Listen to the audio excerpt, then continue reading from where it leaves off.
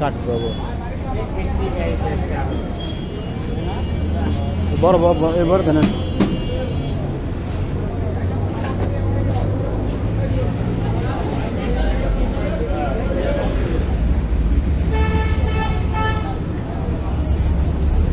কনিকার মধ্যে কি এর মধ্যে কি ফালাই কিনা ভাই আপনারা পরিষ্কার টরিষ্কার রাখেন না না এর দিকে পরিষ্কার দিয়ে এটা ধুয়ে আনছি উল্টোটা দিয়ে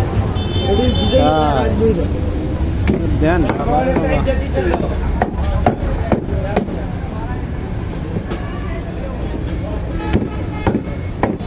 এগুলো কি বেসন দিয়ে বাজেন না মশলা আছে বেসন আছে না কি কি দিলেন এটা ছোট ছোট কি এক সাইজের হবে 12 দেন নেবো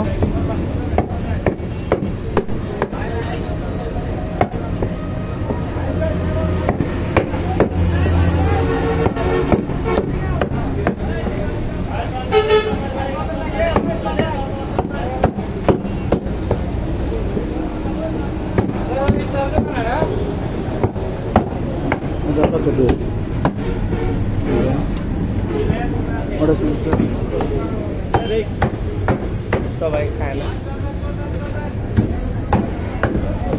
দেন ওই রেখে দেন